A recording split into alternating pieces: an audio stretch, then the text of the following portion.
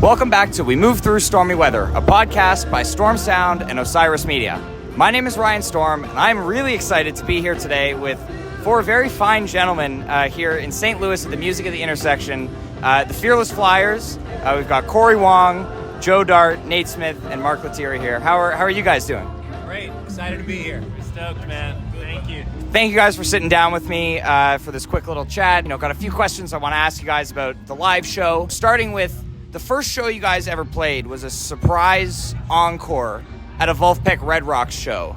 I'm curious to hear a little bit about each of you on that gig, what it was like, how that idea came together. I assume that was a Jack idea, but how that kind of came together and how you felt bringing this in front of an audience for the first time.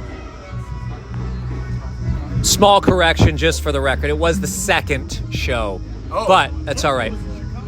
First one we did a North Coast. First one was a bit of a surprise as well. It was a bit of a surprise. The first show, we had J.K. from Jamiroquai come up, Antoine Stanley, Theo Katzman, and Eric Andre he bombed a comedy set in the middle of our show. Yes, one of our great claims to fame. Yeah. Eric Andre bombed in the middle of a Fearless Flyers set, which was wonderful. But the surprise set at Red Rocks, that's something that Jack and I talked about, just trying to find something really special to do for an encore at Red Rocks.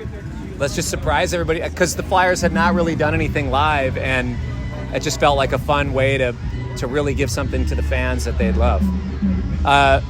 For Joe and I, we're just still showing up and playing, but Nate and Mark, they had to keep quiet. Nate's showing up at Red Rocks playing his first time, like, come on, man, I want to post a story. I'm trying to I know. It was crazy, man. And it was cold as hell. I came out, I had the sleeveless shirt, and I just remember, like, oh, it's March in Denver. In the mountains. And we were up there. Yeah. It was snow. It was crazy. It was crazy. And I was like, okay, yeah. But it was so much fun. It was really cool. Really cool. Yeah, I mean, we were wearing long johns under our flight suits, and we had these big socks. But, yeah, 15 minutes of... That was hard on the fingers. Yeah. But, Yeah, I know there's video out there. I know you were, wearing gloves, and you had the heat pumps on stage. I can't believe I forgot about the 2018 gig, and I feel like a failure as a nerd for your music, so I hope you'll give me a pass there. All right, so question. So live catalog, you guys don't just play the songs that you've recorded on the incredible Flyers albums that you've put out to date. You also have some different versions of Vulfpeck songs, some Cory Wong songs under different names and arrangements and stuff. I'm curious, what is your favorite Flyers song, not on a Flyers album, that you guys have taken and adapted for the live setting? Well, it's hard to be unbiased about it, because right now I am obsessed with the Nate Smith tune Bounce Part 1. And we are about to debut the Flyers version of that tonight. So I'm going to say that.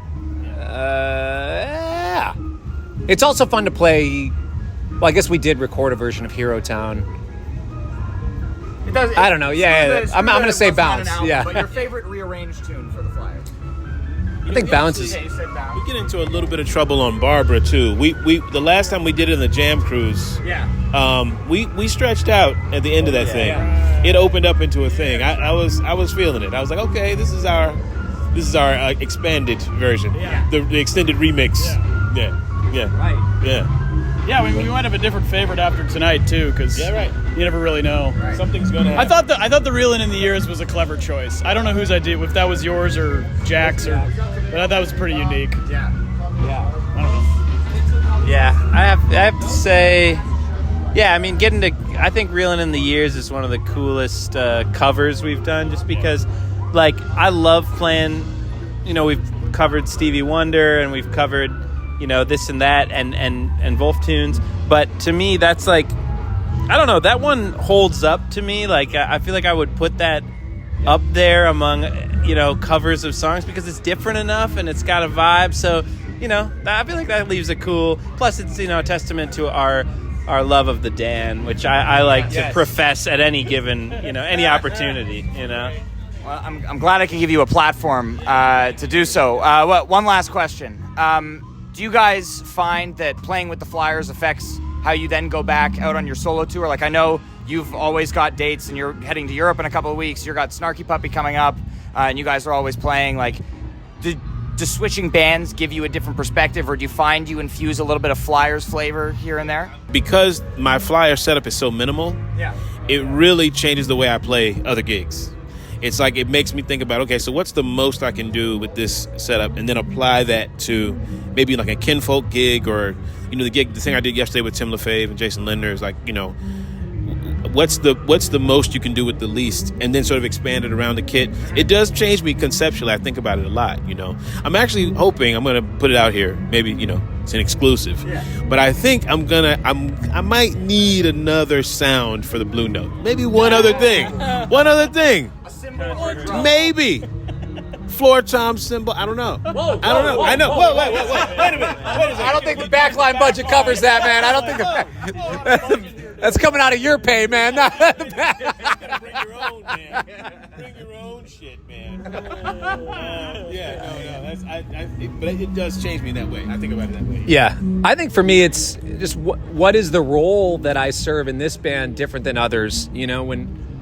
For me, I have basically 3 roles. As Cory Wong, I'm the band leader, and I can just build everything around what I do. And of course, I don't always write music that's centered around the guitar, just because I don't always love that. In this, it's being a member of a band, and it's like Mark and I going back and forth on things, and I get to play in a different way, and everybody's so rhythmic. We all get to explore a different part and a different role. And in Vulfpeck, I play a different role where I'm supporting, and sometimes playing something that needs to be out front, but most of the time something that's a supporting role, trying to enhance whatever is supposed to be the focal point. And I think with any different setting, if you pay attention to those things, it does really help you grow as a musician, because it helps you communicate what you need from other people in other settings, or how you can better serve in other settings, because you have that awareness to just pay, of what those roles are. Yeah, I guess just on my specific role, because I don't really play a lot of baritone in Snarky Puppy. I mean, maybe a little bit in the studio, and then all I do in this band is baritone. And then in my solo set, it's baritone, but it's very different approach than in this band. So it's cool. I like kind of putting on a different hat and a different uniform and different pedals, even, different sound. I play the guitar differently in this band than I do in other bands. So it's fun to do. I dig it. For me, I think it just keeps me in shape. I like to I like to come out of the gate. Well, basically, I feel best when I've been on tour for a little bit, and the Fearless Flyers, in addition to being quite demanding music, pretty high octane music, has helped me fill up my live schedule in a way that's been really fun. Getting to play with these guys in Europe in particular, it really just it got me to a great place. And then I remember right after I came home from that, I was just feeling great on my instrument. So just a chance to play at that octane, Yeah, amazing. Well, thank you guys so much for sitting down with me today. So excited for the set tonight. How many interviews do you get to do with Herbie Hancock as background music? It's pretty good. But thanks everybody for listening to this episode. Thank you all so much. Have a fantastic day. We'll see you next time.